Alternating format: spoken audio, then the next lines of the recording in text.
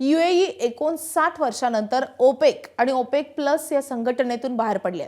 ऊर्जा टंचाई तेल उत्पादक देशांना हा मोठा धक्का मानला जातोय. 1967 पासून यूएई ओपेक संघटनेमध्ये सक्रिय आहे.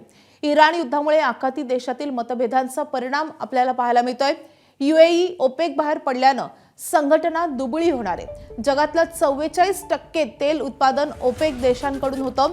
वायदे बाजारात कच्चं तेल 3% महाग होऊन $111 वर पोहोचले.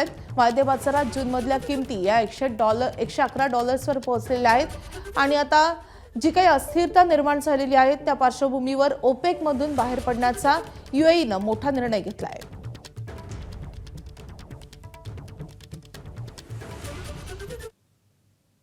तर यूएई ओपेक बाहेर नेमकी का पडलेली आहे आपण ग्राफिक्सद्वारे समजावून घेऊयात.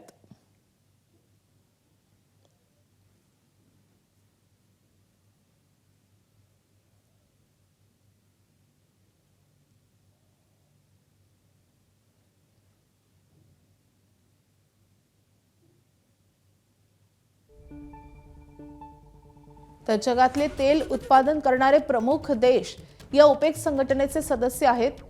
इक्वेडोर असेल, व्हेनेझुएला असेल, अल्जेरिया असेल, नायजेरिया, त्यासोबतच यूएई, त्यानंतर सौदी अरेबिया या सगळ्या देशांचा ओपेक संघटनेमध्ये समावेश होतो.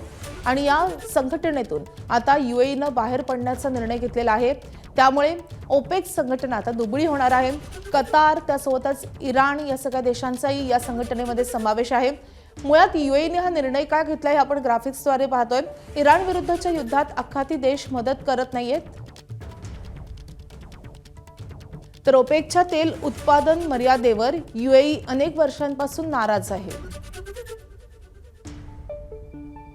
तर बाजाराची गरज बघून तेल उत्पादनाचं स्वातंत्र्य यूएईला हवं होतं. तेल महागच राहण्यासाठी ओपेक उत्पादन कमी करते असा यूएईचा आरोप आहे.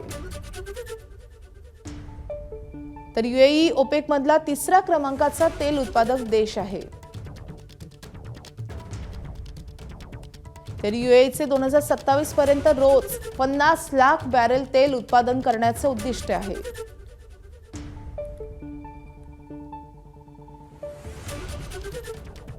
तर यूएई आता ओपेक बाहेर पडल्यानं त्याचे परिणाम काय होतील, तेल स्वस्त होऊ शकेल का, ते देखील आपण ग्राफिक्सद्वारे पाहूयात. तर यूएईच्या एक्झिटमुळे तेलाच्या जागतिक किमतीवर परिणाम पाहायला मिळेल. यूएईनं उत्पादन वाढवल्यास पुरवठा वाढेल आणि किमती घटण्याचा अंदाज वर्तवला जातोय. भारत मोठा आयातदार असल्यानं यूएई कडून खरेदी वाढू शकतो. तर यूएई हा अमेरिकेचा मित्र असल्यानं त्याला अमेरिकेचाही आक्षेप नसेल.